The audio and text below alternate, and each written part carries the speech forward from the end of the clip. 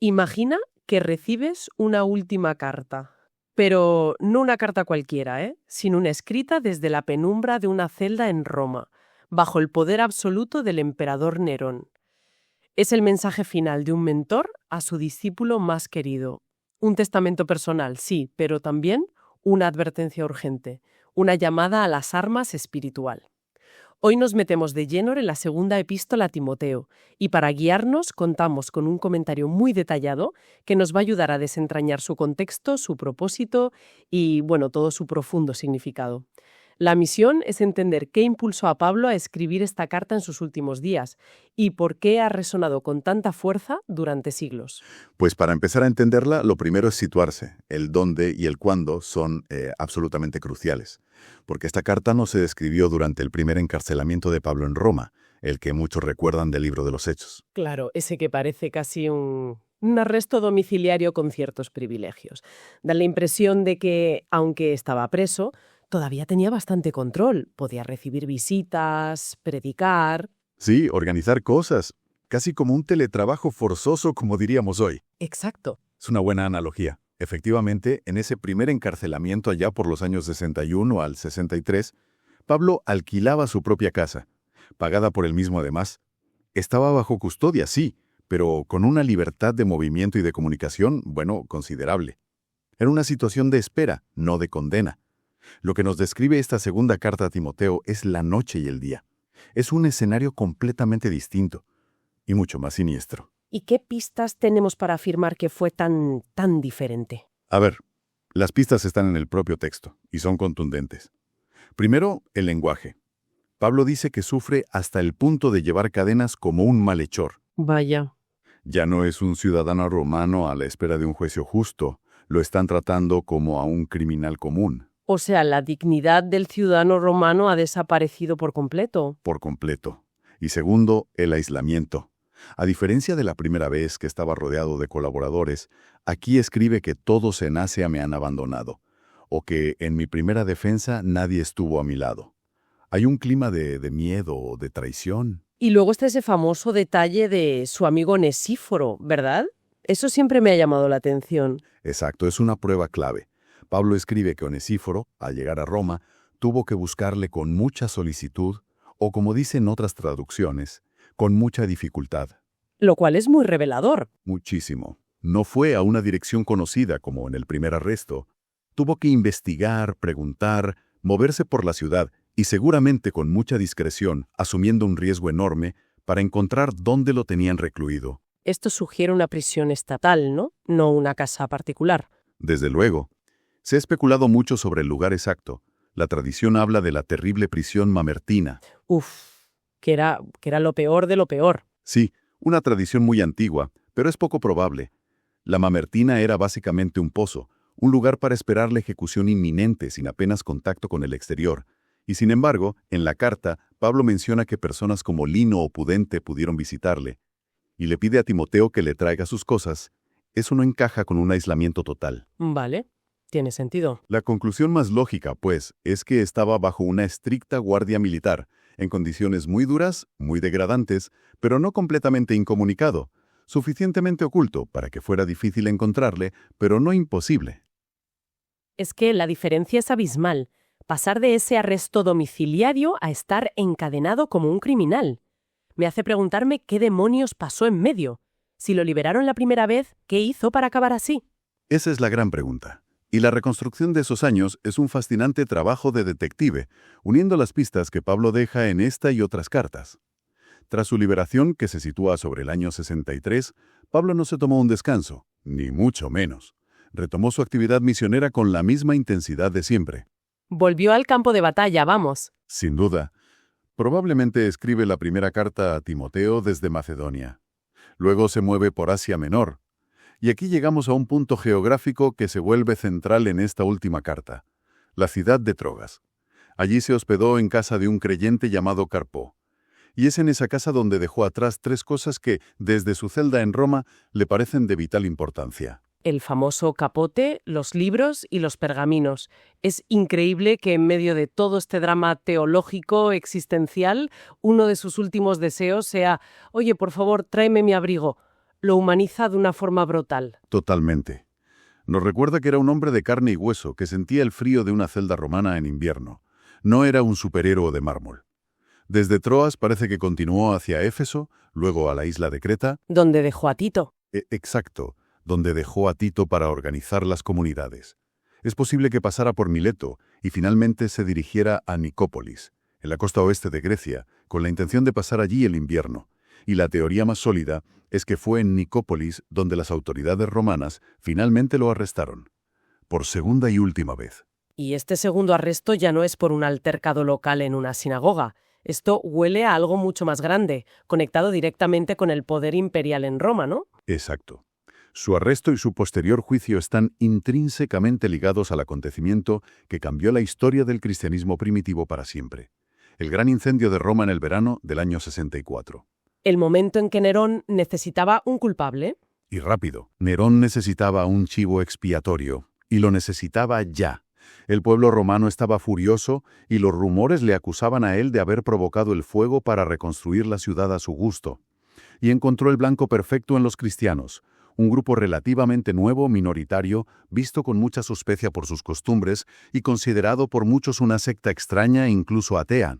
Atea porque no adoraban a los dioses romanos, claro. Precisamente.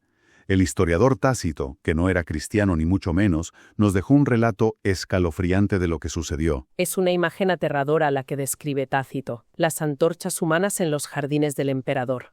Uno se pregunta cómo alguien como Timoteo, a quien Pablo describe como más joven, quizá de carácter más reservado, debía sentirse al recibir una carta desde el epicentro de esa brutalidad.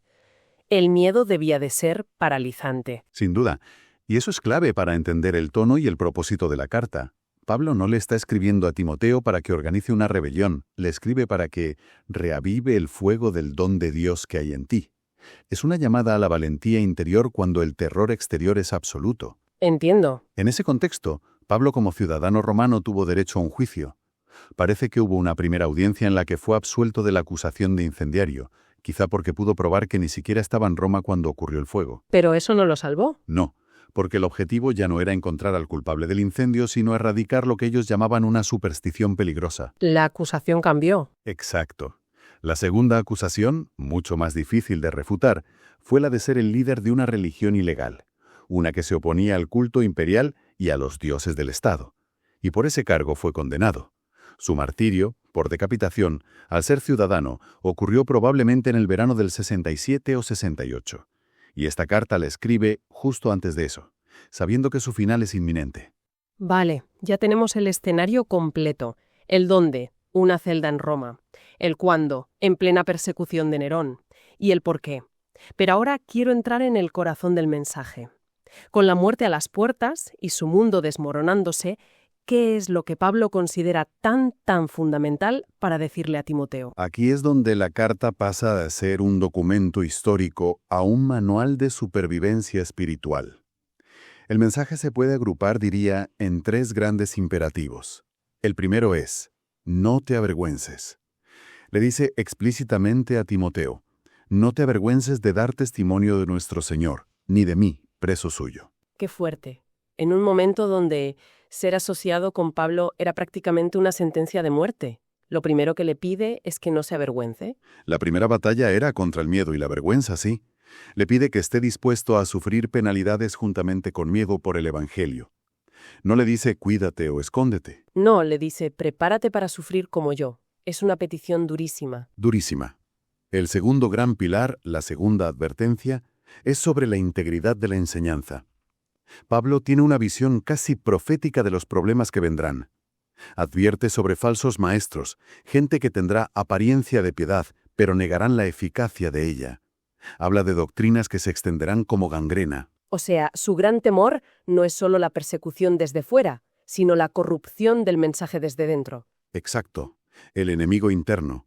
Por eso le insiste a Timoteo, retén la forma de las sanas palabras que de mí oíste, y guarda el buen depósito por el Espíritu Santo. Es como decirle, en medio de todo este caos, aférrate a lo que es verdad.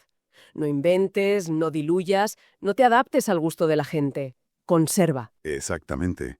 Y eso nos lleva al tercer imperativo, que es el de la transmisión, el legado. Pablo sabe que él es el final de una era, y Timoteo es el puente hacia la siguiente. La frase clave es: lo que has oído de mí ante muchos testigos, esto encarga a hombres fieles que sean idóneos para enseñar también a otros. Es una cadena. Es una estrategia de relevo generacional en 4 pasos. De Pablo a Timoteo, de Timoteo a hombres fieles y de esos hombres a otros. Está creando una cadena de custodia para el mensaje. Así que, en resumen, tenemos esta carta que es mucho más que un texto religioso. Es el testamento de un hombre al final de su vida, una llamada desesperada a la valentía, una advertencia profética y, sobre todo, el acto de pasar el testigo. Y el testigo, el legado que Pablo le deja, no es un sistema teológico súper enrevesado ni una estructura organizativa rígida. Se resume en 2 pilares increíblemente sencillos, pero muy poderosos. ¿Y cuáles son? El primer pilar es su propio ejemplo. No es casualidad que le diga a Timoteo: pero tú has seguido de cerca mi enseñanza, mi conducta, mi propósito, mi fe, mi paciencia. Antes de darle cualquier instrucción le dice: mírame a mí. ¿Has visto cómo he vivido? ¿Has visto cómo he sufrido y cómo he perseverado? El primer manual de liderazgo que le entrega es el testimonio de su propia vida. La coherencia entre lo que se dice y lo que se hace, llevada al extremo más absoluto. Y el segundo pilar, y esto es fundamental, es la autoridad y la suficiencia de las Escrituras. Le recuerda que, desde la niñez, has sabido las Sagradas Escrituras. Y luego viene una de las frases más citadas: toda la Escritura es inspirada por Dios y útil para enseñar, para redarguir, para corregir, a fin de que el hombre de Dios sea perfecto, enteramente preparado para toda buena obra. La idea es que no necesita nada más, no necesitan nuevas revelaciones ni filosofías complejas. Con tu ejemplo y con este texto tienes todo lo necesario para la tarea. Esa es la esencia. Su vida como modelo y la Escritura como la herramienta completa. Ese es el kit de supervivencia que le deja a Timoteo y a las generaciones futuras. Y para terminar, quiero volver a esa imagen tan humana con la que empezamos, la del hombre en la celda. Sí, porque el análisis nos deja con una imagen increíblemente paradójica y humana de Pablo. Pensemos en su situación por un momento. Está encadenado, abandonado por muchos, esperando la ejecución por orden del hombre más poderoso del planeta, el emperador Nerón. Y en lo que podrían ser sus últimos pensamientos escritos, su mente no está en la geopolítica del imperio, ni en grandes tratados filosóficos sobre la muerte. Su mente se enfoca en cosas, aparentemente pequeñas y profundamente humanas. El abrigo, los libros, el amigo. Pide el abrigo que dejó en Troas, porque se acerca el invierno y tiene frío. Pide sus libros y especialmente los pergaminos, buscando quizá el consuelo de la lectura o la oportunidad de estudiar hasta el último aliento.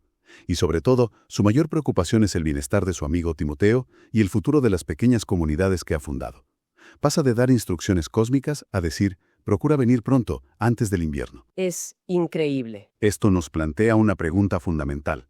Que cuando todo lo demás se desvanece, cuando el ruido del mundo se apaga y te enfrentas a lo que es verdaderamente esencial, ¿qué es lo que realmente perdura? Quizás la respuesta está precisamente en esas últimas peticiones de Pablo. No son los imperios, ni el poder, ni la fama. Quizá lo que queda al final es el calor de un abrigo, la sabiduría de un libro y la lealtad de un amigo.